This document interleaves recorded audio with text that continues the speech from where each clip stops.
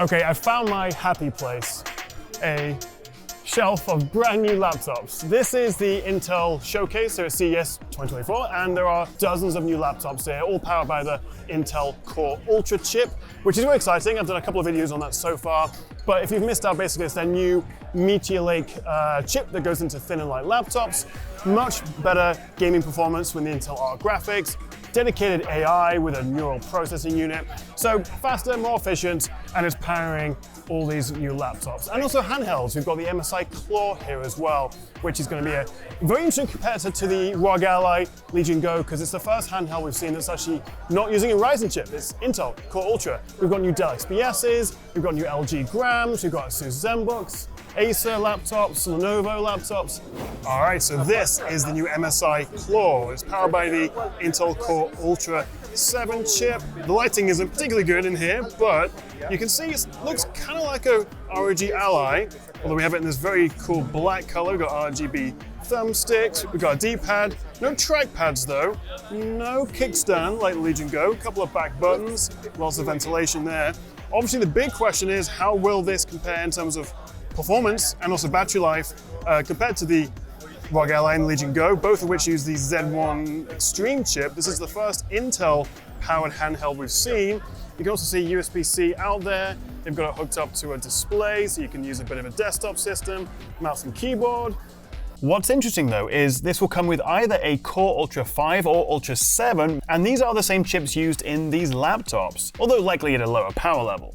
We also have a 7-inch 120Hz 1080p LCD screen, so pretty similar to the ROG Ally. We have a 53 watt-hour battery, which is the biggest among the handhelds right now, although despite that, MSI claim will only get about 2 hours of high-end gaming.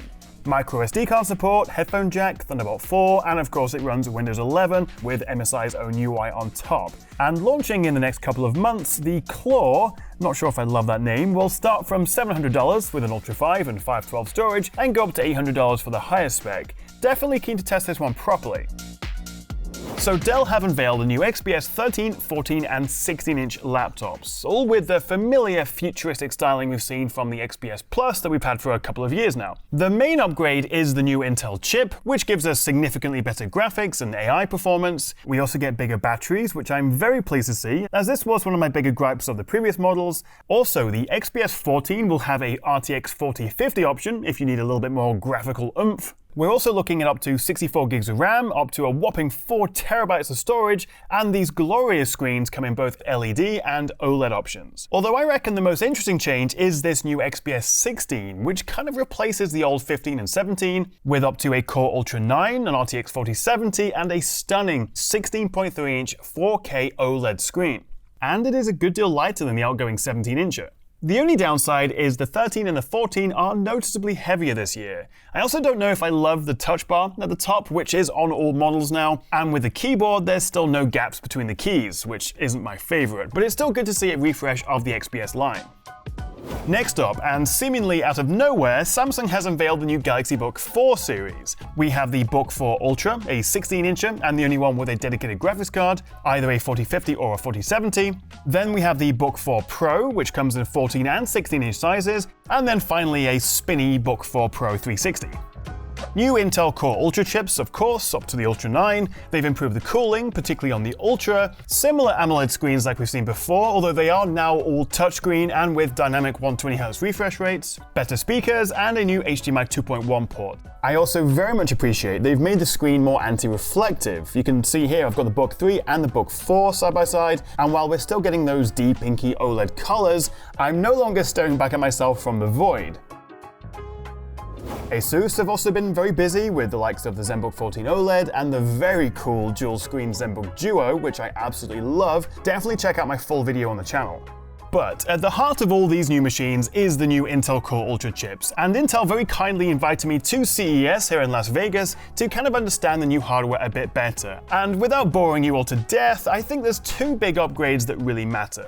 The new built-in Arc GPU delivers gaming and graphics performance up to 2 times as fast as our previous generation. And the first one is the graphics. Now this is Ghost Runner 2. On the left, we've got a laptop from last year with an i7 1370p and using their Intel Iris Xe graphics. But then on the right, this new model with the Ultra 7 165H, and we're getting about 3 times the frame rate, 75 FPS or so. And that's down to the much faster Intel Arc integrated graphics and also a boost from Intel's XeSS upscaling tech.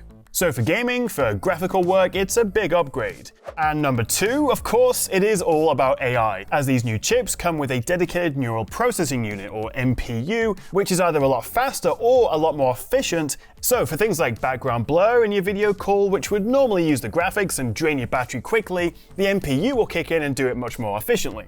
And while we are certainly at the start of this AI revolution, especially for on-device AI like this, it is exciting to see the potential, and as apps and games start to take advantage of it, then you'll want a laptop with an NPU to make it a lot more future-proof.